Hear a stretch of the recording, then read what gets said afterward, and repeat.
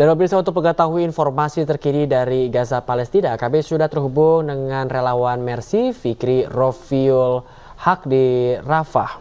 Assalamualaikum, selamat pagi waktu Indonesia, Mas Fikri. Mas Fikri, seperti apa situasi di sana saat ini, Mas? Waalaikumsalam warahmatullahi wabarakatuh. Selamat dini hari waktu Gaza, Mas Bayu dan juga Mbak Yasmin. Memang sampai detik ini pihak militer Israel masih terus melakukan penyerangan terhadap masyarakat sipil yang ada di Jalur Gaza, dan per 24 jam saja Israel melakukan 5 pengeboman. Saat ini sudah lebih, bahkan ada 50, sehingga mengakibatkan 52 warga syahid dan juga 90 lainnya mengalami luka-luka. Sedangkan korban dari 7 Oktober lalu sampai hari ini menyentuh angka 34.735, di mana terdapat 485 tenaga kesehatan serta 141 jurnalis yang menjadi target sasaran Israel sejak 7 Oktober lalu sampai hari ini, di hari ke-213 genosida yang dilakukan oleh pihak militer Israel. Sedangkan korban luka-luka menyentuh angka 78.100 lebih, di mana sekali lagi 73% mereka adalah anak-anak dan juga perempuan. Dan Israel juga sudah mengarahkan artileri mereka terhadap kota Gaza yang ada di Zaitun maupun di timur Rafah.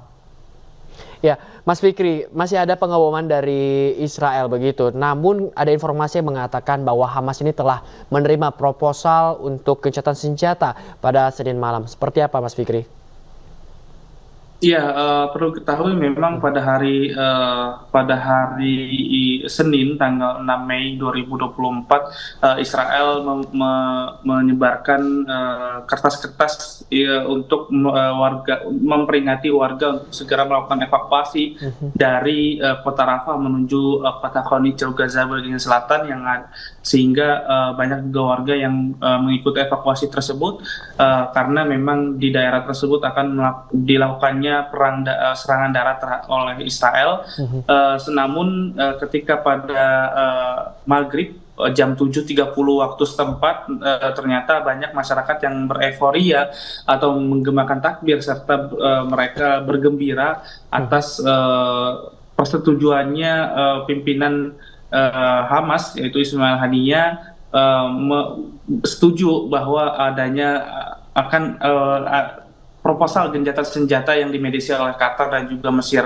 Namun setelah menyetujui itu, sampai saat ini juga Israel masih terus melakukan penyerangan, dan juga kita menunggu apakah Israel akan menyetujui proposal gencatan senjata yang ada 3 tahap, setiap tahapnya berlangsung selama 42 hari, dan juga di antara persyaratan di antara proposal gencatan senjata itu adalah pembebasan sandera dan juga kembalinya masyarakat, serta pada akhirnya untuk menghentikan perang yang sudah berlangsung 7 bulan lamanya.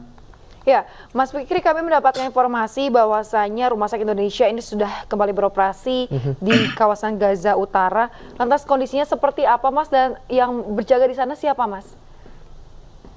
Iya, memang kita tahu bahwa saat itu hanya tersisa 3 WNI dari Mercy Indonesia yang bertahan di Rumah Sakit Indonesia. Namun saat itu kita terpaksa melakukan evakuasi pada tanggal 22 November 2023 lalu, sehingga kami juga sudah meninggalkan jalur Gaza bagian utara karena saat itu sudah terjadi pengepungan yang begitu hebat dan juga dahsyat, serta setelah rumah sakit itu tersebut kosong dari tenaga kesehatan maupun dari pihak medis, dan juga semuanya sudah mengosongkan diri, Israel melakukan penyerangan terhadap Rumah Sakit Indonesia yang ada di Gaza Utara, lebih tepatnya di kota Beit Lahia.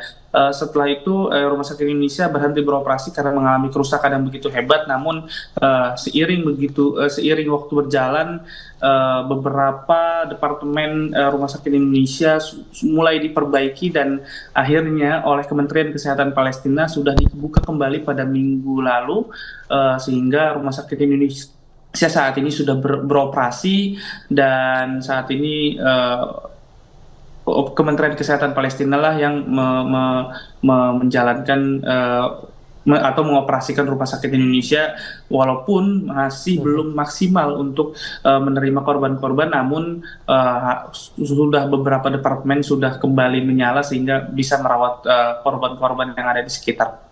Ya, sebuah kabar baik. Namun Mas Fikri, Badan PBB untuk pengungsi Palestina ini UNRWA katanya tidak bersedia mengevakuasi warga. Jadi bagaimana nantinya Mas Fikri? Ya, bisa diperjelas mungkin pertanyaannya, tidak mengevakuasi warga dari mana? Iya, dari informasi yang kami dapatkan, ini ada PBB untuk pengungsi Palestina ini katanya UNRWA ya, katanya ini tidak bersedia untuk mengevakuasi warga dari Gaza. Jadi juga ada informasi juga bahwa warga di Gaza ini juga diminta untuk segera evakuasi ketika Israel juga masih melakukan penyerangan. Jadi sebenarnya seperti apa yang harus dilakukan warga dari Gaza, Mas Fikri? Ya, sebenarnya untuk yang kami ketahui yang ada langsung dari jalur Gaza, sebenarnya karena memang serangan darat ini akan dilancarkan di kota Rafah, sehingga kita tahu bahwa di kota Rafah itu adalah pintu satu-satunya masyarakat Gaza, ya, yaitu ada di kota Rafah untuk mereka keluar, sehingga di sana pun sebenarnya di area kota Rafah ini masih kondisinya sangat tidak baik, ya, sehingga masyarakat tidak bisa banyak yang tidak bisa keluar dari kota Rafah tersebut, sehingga mereka justru dialihkan untuk melakukan evakuasinya menuju ke kota Khan Yunis untuk menjauh dari kota Rafah, dari di jalur Gaza bagian selatan, karena kita tahu bahwa kota Rafah ini adalah kota terakhir untuk masyarakat Gaza. Ada 1 juta lebih warga yang mengungsi di kota ini, sehingga Israel melakukan peringatan atau melakukan penyebaran peringatan untuk warga Palestina untuk melakukan evakuasi untuk menjauh dari kota Rafah tersebut.